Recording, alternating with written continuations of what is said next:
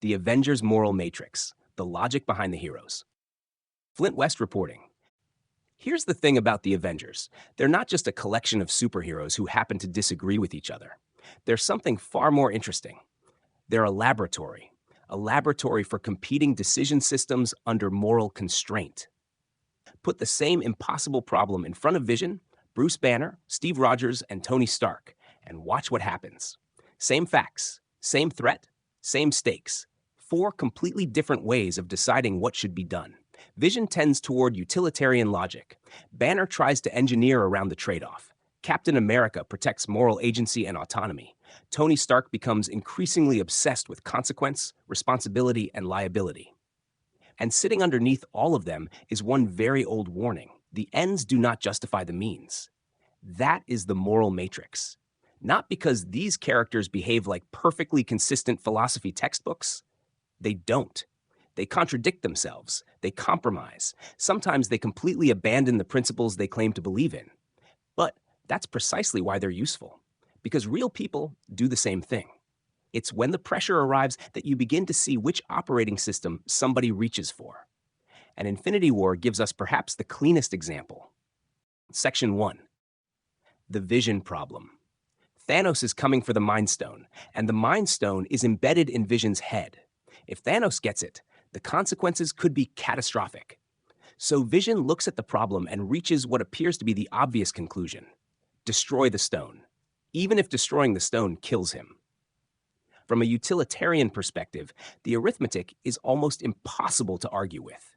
One life, against potentially trillions. Vision himself accepts the calculation. And he confronts Steve Rogers with the obvious contradiction. Steve once put his own life on the line to save millions. So why should Vision be treated differently? And Cap gives us the line that sits at the center of this entire discussion. We don't trade lives. Now stop there.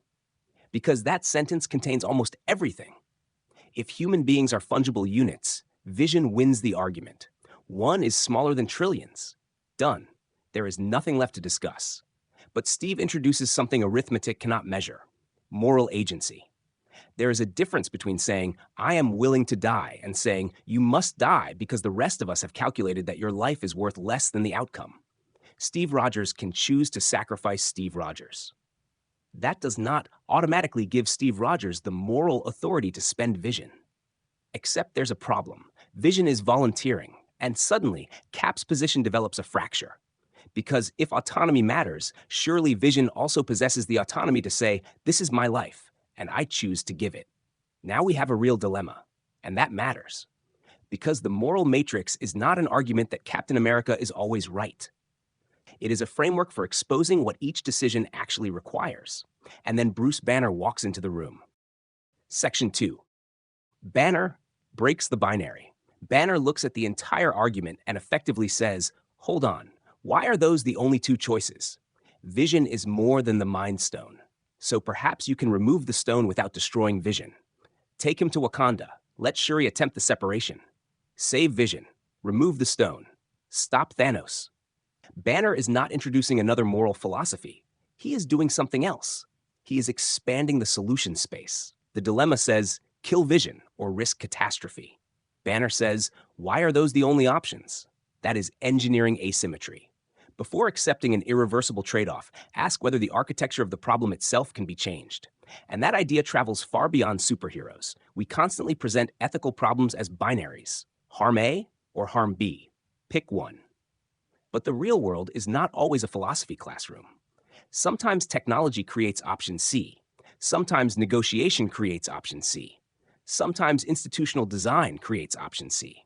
Sometimes somebody simply looks at the problem differently and realizes the binary was artificial from the beginning. Now, that does not mean every tragedy contains a secret perfect solution. Sometimes there is no option C. Sometimes the trade-off is real. But you had better establish that before declaring irreversible harm necessary.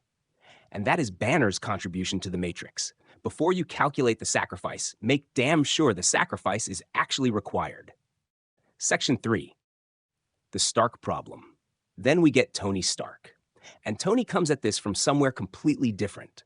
Tony is an engineer, an industrialist, a man accustomed to building things that produce consequences. And over time, he discovers something brutal. Good intentions provide absolutely no immunity from catastrophic outcomes. Ultron is the defining example. Tony wants a shield around the world. He wants protection, security, a technological answer to existential risk. Instead, his intervention helps create the catastrophe it was supposed to prevent, and Sokovia becomes the physical manifestation of unintended consequence. After that, Tony changes. This is where the Sokovia Accords become more interesting than a simple argument about government oversight.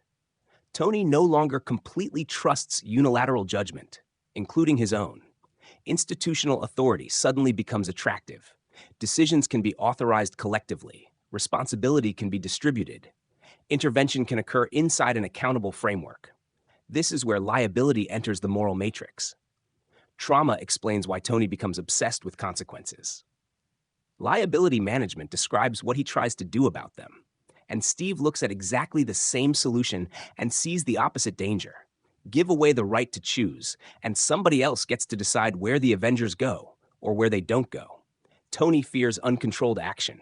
Steve fears surrendered agency. And neither fear is irrational. Which leaves us with a much older question hiding underneath a superhero argument. When power produces consequences, who should possess the authority to decide how that power is used? This content is brought to you by Bobby Giggs. Promote your brand here and reach a wide audience across platforms like YouTube, Instagram, and Facebook. Follow the links in the description to get started. The Avengers Moral Matrix, the logic behind the heroes. Part 2 of 2. Now put the Avengers next to Thanos, and suddenly the entire argument becomes much clearer. Section 4. Thanos and the moral blank check. Thanos does not see himself as evil for the sake of being evil. That's what makes him interesting. He identifies what he believes is a genuine problem, and he proposes what he believes will produce a better universe. The problem is what happens next. Because once Thanos decides that the destination is important enough, the destination becomes authorization for whatever road gets him there. Mass killing becomes an input into the solution. Think about that. The harm isn't an unfortunate side effect. The harm is part of the mechanism. And this is where unrestricted consequentialism becomes dangerous, because if enough future benefit can compensate for enough present harm, eventually you can justify almost anything. You just need a big enough promised outcome: security, prosperity, peace, survival, the greater good. Make the prize large enough, and suddenly the unacceptable becomes necessary. That is the moral blank check hiding behind one very familiar phrase: the ends justify the means. Except the Avengers complicate this, because they use violence too. They impose risk. They cause collateral damage. So we cannot retreat into some childish distinction where heroes never cause harm and villains do. That falls apart immediately. The real distinction is more interesting. A hero continues to regard harm as a problem. Something to question, something to constrain, something to minimize. Something that should be voluntarily assumed where possible. Something to engineer around if another route exists.